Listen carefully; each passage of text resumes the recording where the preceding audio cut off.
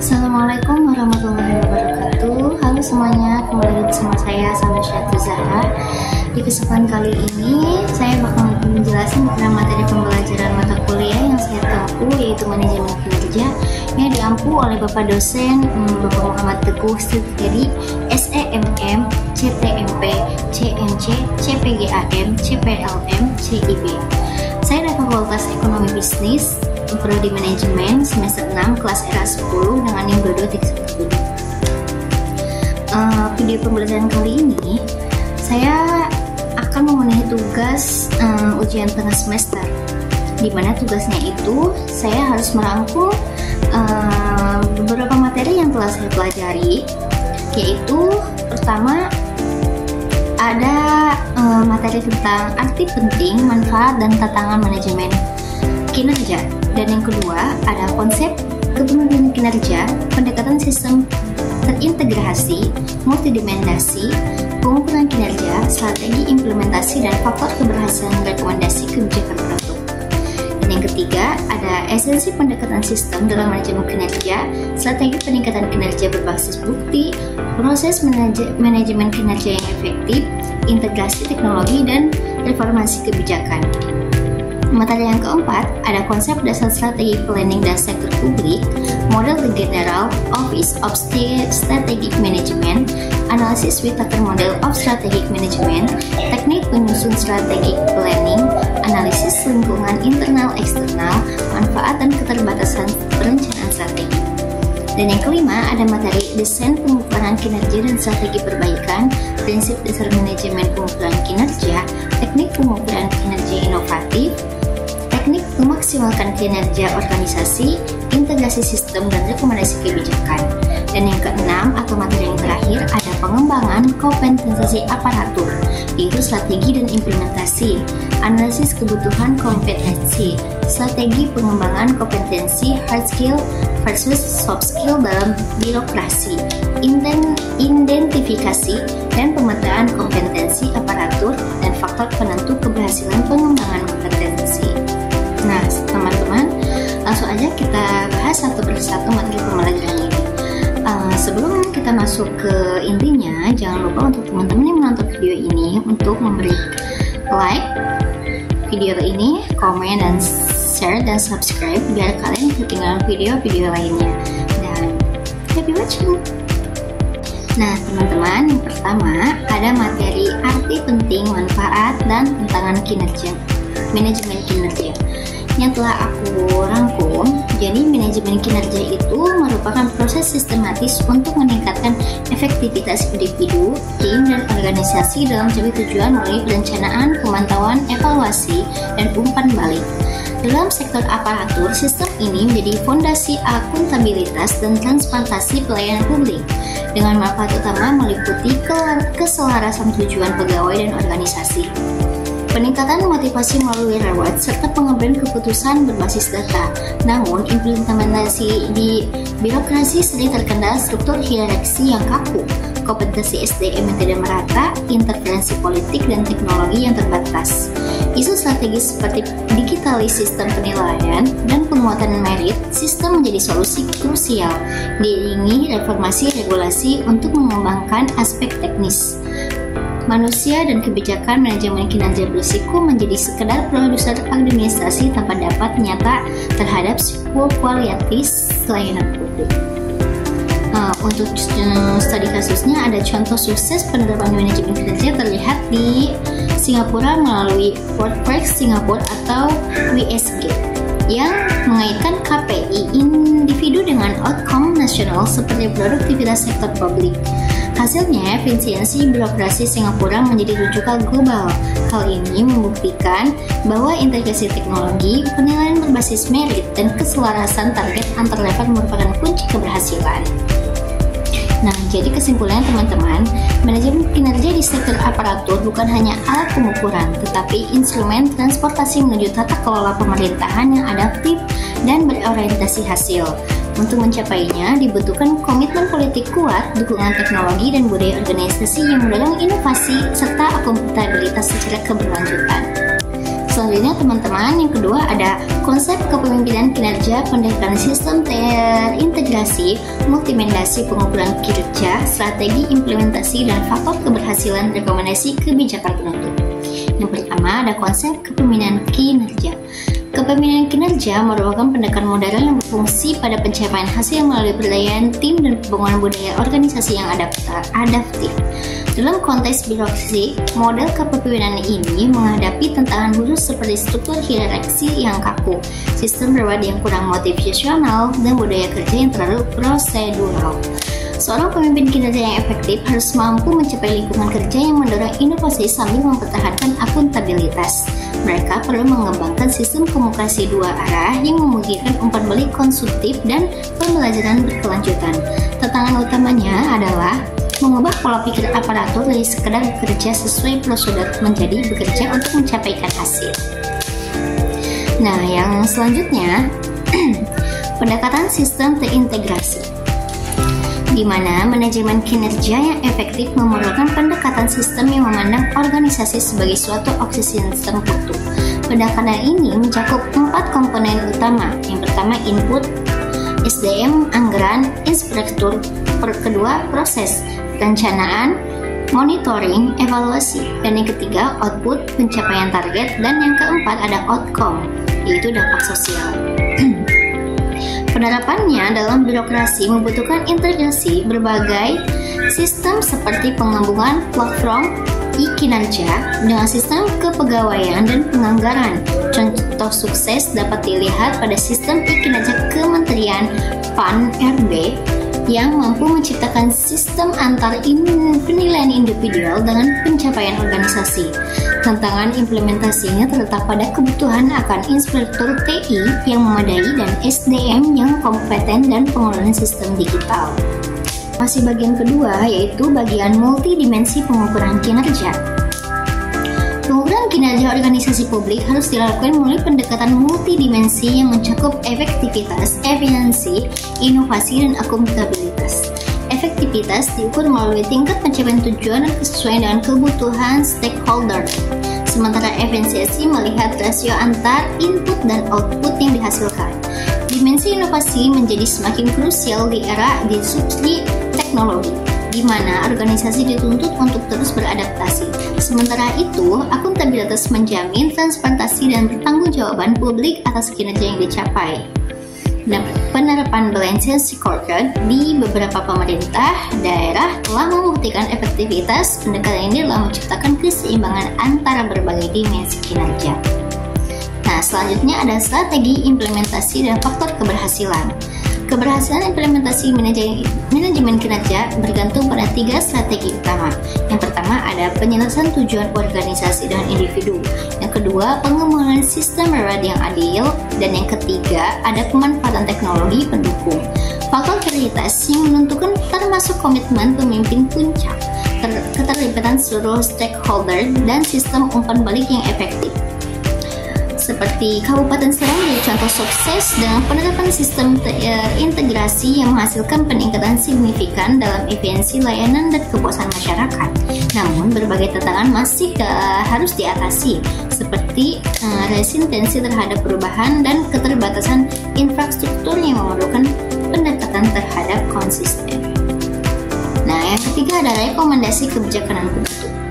Untuk mengoptimalkan manfaat manajemen kinerja diperlukan beberapa rekomendasi kebijakan. Penyederhanaan birokrasi, penguatan kapasitas SDM melalui pelatihan, alokasi anggaran khusus untuk mengembangkan sistem, serta reformasi regulasi pendukung. Transformasi birokrasi melalui manajemen kinerja bukanlah proses instan, tetapi memerlukan komitmen jangka panjang dari seluruh pemangku kepentingan. Dengan pendekatan yang komprehensif dan sistematis, manajemen kinerja dapat menjadi alat transportasi yang powerful untuk menciptakan birokrasi yang lebih efektif, efisien, dan responsif terhadap kebutuhan masyarakat. Nah, beranjak ke materi selanjutnya, yaitu ada esensi pendekatan sistem dan dalam manajemen kinerja. Pendekatan sistem dalam manajemen kinerja merupakan kerangka kerja holistik yang memandang organisasi sebagai jaringan komponen yang saling terhubung. Dalam konteks sektor publik, pendekatan ini mengintegrasikan 3 subsistem utama, yaitu sumber daya manusia, proses bisnis, dan teknologi informasi. Sistem ini beroperasi melalui siklus berkelanjutan melalui dari perumusan kebijakan, implementasi, evaluasi, hingga perbaikan. Keunggulan utama pendekatan sistem terletak pada kemampuannya mengidentifikasi hubungan kausal antara input atau anggaran SDM, output, prosedur kerja, dan output layanan publik. Contoh, Konrad terlihat dalam sistem e-kerja yang menghubungkan penilaian individu dengan mencapai unit kerja dan tujuan organisasi secara keseluruhan. Tantangan utamanya adalah menjaga konsistensi antar komponen sistem dalam lingkungan birokrasi yang kompleks dan dinamis. Selanjutnya, teman-teman, ada strategi peningkatan kinerja berbasis bukti. Strategi peningkatan kinerja dalam kerangka sistematik memerlukan pendekatan berbasis data dan bukti. Terdapat 3 strategi utama yang terbukti efektif. Yang pertama, penerapan balance scorecard yang mengintegrasikan perspektif keuangan, pelanggan, proses internal, dan pembelajaran. Yang kedua, ada pengembangan sistem umpan balik 360 derajat yang melibatkan penilaian dari atasan, rekan, dan bawahan. Dan yang ketiga, ada implementasi manajemen berbasis hasil. Pemerintah Kota Bandung memberikan contoh baik dengan menggabungkan sistem KPI digital dengan analisis prediktif untuk mengidentifikasi area perbaikan. Namun, keberhasilan strategi ini sangat membutuhkan pada kualitas data, kapasitas analisis sumber daya manusia, dan dukungan teknologi yang memadai. Masalah utama yang sering muncul adalah disparitas kualitas data antara unit kerja dan resistensi terhadap perubahan sistem. Selanjutnya, ada proses manajemen kinerja yang efektif. Proses manajemen kinerja yang efektif terdiri dari 4 tahap siklus yang saling terkait. Yang pertama adalah perencanaan kinerja melalui penyusunan strategi SMART. Yang kedua, pembinaan melalui pendamping rutin dan pengembangan kompetensi. Dan yang ketiga, penilaian menggunakan kombinasi model kuantitatif dan kualitatif. Yang keempat, pengembangan melalui rencana penyegayaan dan program pelatihan. Kementerian Keuangan RI telah mengimplementasi siklus ini secara komprehensif melalui sistem SIKPD atau Sistem Informasi Pengelolaan Kinerja Daerah. Tantangan implementasi penyangkut kebutuhan akan standarisasi indikator kinerja, kapasitas akselerasi yang memadai, dan mekanisme banding yang transparan. Poin kritisnya adalah menjaga objektivitas penilaian sambil mempertimbangkan komplementasi tugas birokrasi. Selanjutnya ada integrasi teknologi dan reformasi kebijakan. Transformasi manajemen kinerja di era digital memerlukan integrasi teknologi canggih seperti big data analysis, artificial intelligence, dan cloud computing. Platform seperti SAPK atau Sistem Aplikasi Penilaian Kinerja di lingkungan ASN menunjukkan potensi besar dalam otomatis pengumpulan dan analisis data kerja. Namun, kesuksesan transformasi digital ini harus didukung oleh reformasi kebijakan yang mencangkup pertama penyelesaian regulasi kepegawaian dan sistem merit. Yang kedua, penguatan kapasitas digital aparatur. Yang ketiga, penganggaran berkelanjutan untuk memelihara sistem. Pembelajaran dari kegagalan implementasi sistem e-kerja di beberapa daerah menunjukkan pentingnya change manajemen yang matang. Kunci keberhasilan terletak pada sistem antar inovasi teknologi dan penyesuaian budaya organisasi dengan tetap mempertahankan prinsip-prinsip good governance. Selanjutnya ada materi yang keempat, yaitu konsep dasar strategi planning dalam sektor publik. Perencanaan strategi dalam pemerintah merupakan proses sistematis untuk menentukan arah kebijakan jangka panjang 5-20 tahun dengan mempertimbangkan kapasitas institusi dan kebutuhan stakeholders. Beberapa dengan sektor swasta yang berorientasi profit, perencanaan strategis birokrasi fokus pada pencapaian outcome sosial seperti peningkatan kesejahteraan masyarakat dan pemerataan pembangunan.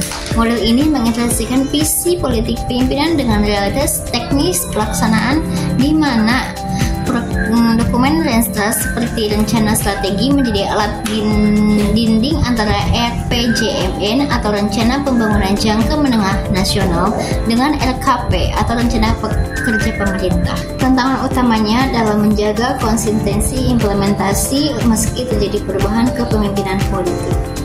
Selanjutnya ada model The General Office of Strategic Management. Model yang dikembangkan US General Service Administration ini menekankan pada fleksibilitas organisasi dalam perubahan lingkungan strategi.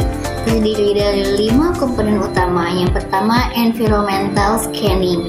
Yang kedua, strategi formulation. Yang ketiga, implementation planning. Yang keempat, execution monitoring. Dan yang kelima, evaluation framework. Keunggulan model ini terletak pada mekanisme feedback loop yang memungkinkan penyesuaian strategi real time. Penerapannya di Kementerian PPN atau Bappenas melalui sistem e-monitoring menunjukkan efektivitas dalam mengintegrasi sebanyak 17.984 proyek pembangunan dengan indikator SDGs. Kendala yang muncul adalah disparitas kapasitas monitoring antar kementerian atau lembaga. Selanjutnya ada analisis Whittaker Model of Strategic Management.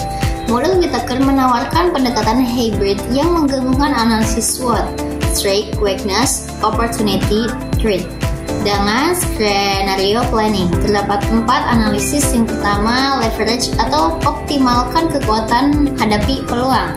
Yang kedua, atasi kelemahan memanfaatkan peluang. Yang ketiga, meminimalkan kekuatan dengan ancaman. Dan yang keempat, problem atau netralisir kelemahan hadapi ancaman.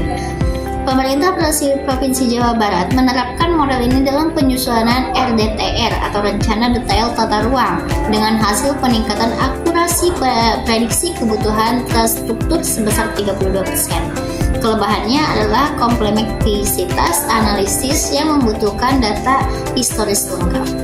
Selanjutnya ada teknik penyusunan strategi planning. Proses penyusunan melibatkan 7 tahap kunci. Yang pertama, stakeholder mapping. Yang kedua, baseline assessment. Yang ketiga, future scenario development. Yang keempat, strategic operational generation. Yang kelima, cost benefit analysis. Yang keenam, policy pegging. Dan yang ketujuh, implementation roadmap. Selanjutnya, analisis lingkungan internal dan eksternal. Analisis lingkungan internal menggunakan framework VRIO atau Value Relativity Imitability Organization untuk mengevaluasi satu komponen sumber daya manusia, kedua kapasitas kelembagaan, ketiga sistem informasi. Sementara analisis eksternal menggunakan PESTEL atau Policytel Economic Social Teknologi Environmental Legal Demographic yang diperluas. Badan Pusat Statistik mengembangkan indeks ketahanan daerah berbasis analisis dengan 72 indikator. Temuan krisis adalah kesenjangan kapasitas fiskal daerah yang mencapai rasio 1:15 antara daerah terkaya dan termiskin. Yang selanjutnya adalah manfaat dan keterbatasan perencanaan strategi. Manfaat utama meliputi 1. Alignment of resource, yaitu efisiensi anggaran mencapai 18%. Yang kedua, early warning system, deteksi 73% resiko implementasi. Yang ketiga, ada performance accountability atau peningkatan 22% indeks transparansi. Namun terdapat 3 keterbatasan utama. Yang pertama, rigidity dalam menghadapi disruption. Yang kedua, ada high implementation cost, rata-rata 7% dari total anggaran. Yang ketiga, over reliance pada quantitative indicators, yaitu kasus gagal di Kementerian PRUR menunjukkan 43% proyek infrastruktur tidak mencapai outcome apabila perubahan lingkungan eksternal. Nah, untuk selanjutnya ada best practice dan rekomendasi kebijakan.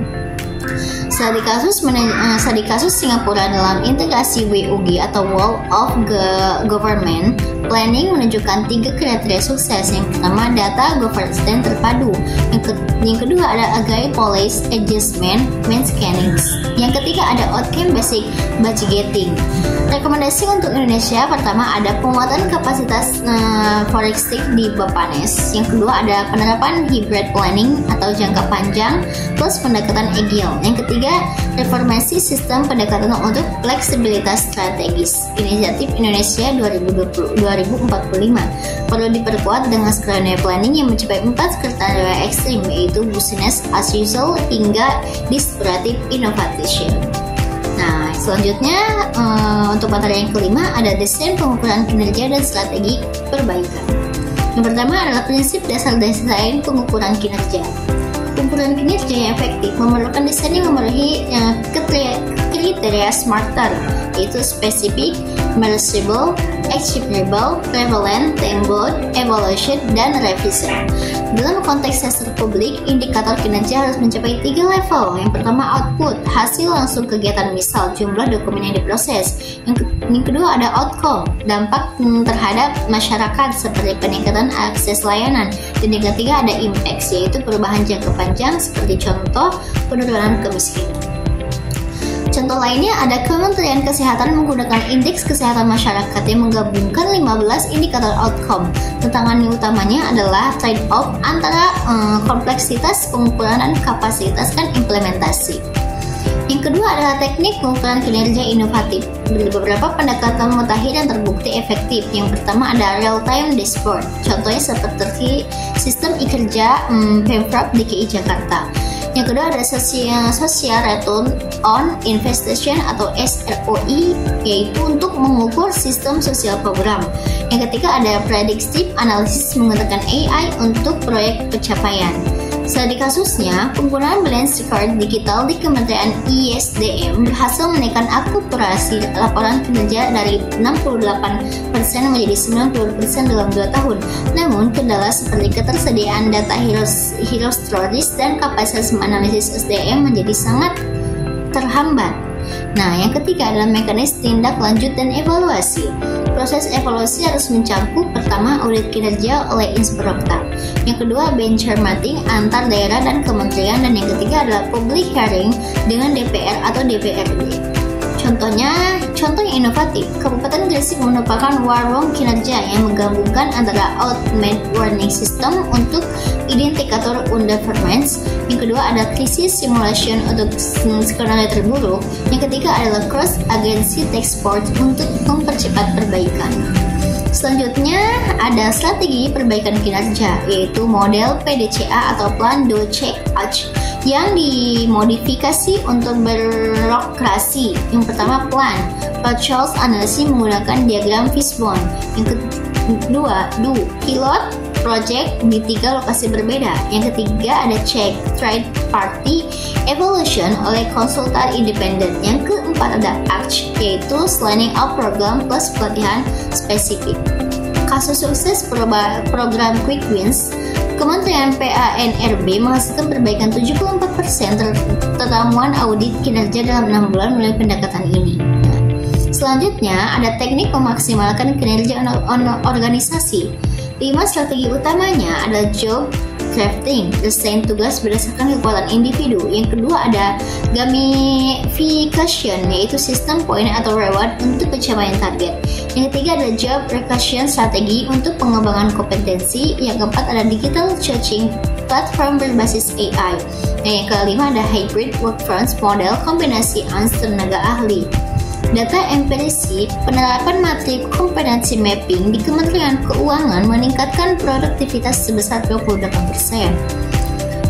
Selanjutnya ada integrasi sistem dan rekomendasi kebijakan. Untuk mengoptimalisasi ini diperlukan, yaitu pertama interoperabilitas sistem atau integrasi SIMDA, e-kerja, SIPKD. Yang kedua, regulasi platform performance yang fleksibel.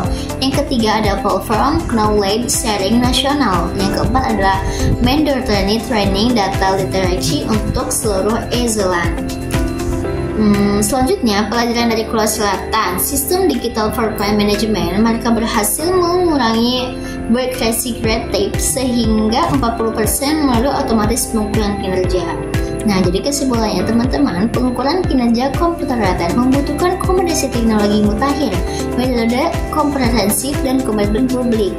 Transformasi sistem harus berfokus pada outcome rather than output dengan mekanisme umpan balik yang responsif terhadap perubahan dinamika sosial. Nah, selanjutnya teman-teman, materi ke-6 atau materi terakhir ada pengembangan kompetensi aparatus strategik dan implementasi. Yang pertama ada analisis kebutuhan kompetensi.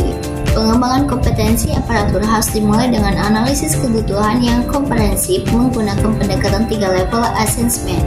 Yang pertama, organization level, yaitu identifikasi kompetensi kunci yang dibutuhkan untuk mencapai visi instansi, contoh seperti analisis kebijakan digital literacy. Yang kedua, ada job level, pemetaan kompetensi teknik dan manajerial berdasarkan jabatan, misalkan kompetensi penyusunan anggaran untuk staf keuangan. Yang ketiga ada individual level, yaitu assessment gap kompetensi pegawai melalui tools seperti asset control atau 360 degree feedback. Contohnya seperti BKN atau Badai Pegawai Negara menggunakan sistem informasi manajemen kompetensi untuk memetakan 1,5 juta PNS. Tantangan utamanya adalah subjektivitas penilaian dan keterbatasan alas assignment di daerah terpencil. Yang kedua ada strategi pengembangan kompetensi. Terdapat tiga pendekatan utama, yaitu hard skill development, yaitu pelatihan teknis seperti analisis data, penyusunan regulasi, dan manajemen proyek. Yang kedua adalah soft skill enhancement, yaitu pelatihan kepemimpinan, komunikasi, dan problem solving. Yang ketiga ada habit learning atau kombinasi classroom training, e-learning, dan on-the-job mentoring. Nah, inovasi terbaru seperti Kementerian Pendayagunaan Aparatur Negara atau PANRB meluncurkan platform sekolah pemerintah berbasis AI yang menyediakan modul pelatihan adaptif. Hasilnya 78% mahasiswa atau anak-anak melaporkan peningkatan kompetensi signifikan. Selanjutnya ada hard skill versus soft skill dalam birokrasi. Yang pertama hard skill kompetensi teknis, contohnya adalah kemampuan analisis anggaran, pengawasan aplikasi e-government diukur melalui sertifikasi profesional, misalnya seperti berat pajak untuk fiskal. Selanjutnya ada soft skill atau kompetensi perilaku, contohnya seperti negosiasi, kepemimpinan transparansi, dan adaptability, diukur melalui behavioral assessment dan simulasi lapangan. Untuk studi kasusnya, pemerintah Kota Surabaya menerapkan leadership bootcamp yang menggabungkan hard skill atau manajemen risiko dan soft skill strategic thinking, menghasilkan 35% peningkatan kinerja tim. Selanjutnya, ada identifikasi dan pemetaan kompetensi aparatur. Langkah-langkah kuncinya ada kompetensi framework, menetapkan standar kompetensi perjabatan. Contoh, Pemaran PANRB nomor 38 sampai 2017. Yang kedua ada gap analysis, membandingkan kompetensi saat ini dengan standar. Dan yang ketiga, individual development plan atau IDP, perencanaan pengembangan berbasis hasil asesmen. Contoh kasusnya seperti KPK, Komisi Pemberantasan Korupsi, menggunakan kompetensi matriks untuk memetakan 1.500 pegawai dengan hasil 95% proses strategi terisi oleh orang yang kompeten. Nah, selanjutnya untuk faktor penentu keberhasilan pengembangan kompetensi ada 4 faktor kritis. Yang pertama, komitmen pemimpin, yaitu dukungan anggaran dan kebijakan dari pucuk pemimpin. Yang kedua ada teknologi pendukung atau LMS, Learning Management System berbasis AI. Yang ketiga adalah budaya organisasi lingkungan yang mendukung pembelajaran terus-menerus. Dan yang keempat ada reward system, inisiatif bagi pegawai yang meningkatkan kompetensi. Pembelajaran dari Singapura, Skill Future, khusus karena menggabungkan pelatihan berbasis industri dengan sertifikasi yang diakui pasar kerja. Jadi teman-teman, kesimpulannya itu pengembangan kompetensi aparatur adalah investasi jangka panjang untuk menciptakan birokrasi yang adaptif dan berkinerja tinggi. Kunci keberhasilannya terletak pada integrasi antara hard skill dan soft skill. Yang kedua ada pemanfaatan teknologi untuk pelatihan massal. Yang ketiga ada sistem reward yang mendorong continuous learning. Tanpa penguatan kompetensi, reformasi birokrasi hanya berhenti di level struktural tanpa menyentuh kapasitas sumber daya manusia sebagai otot utama perubahan. Nah teman-teman, karena materi sudah selesai saya paparkan. Sebelum saya akhiri, saya mohon maaf jika ada perkataan yang salah atau tidak enak terdengar oleh teman-teman. Kurang lebihnya saya mohon maaf. Kita kembali lagi ke video-video saya selanjutnya. Terima kasih untuk teman-teman yang telah menonton. Jangan lupa di like, comment, share, dan subscribe. Kurang lebihnya saya mohon maaf.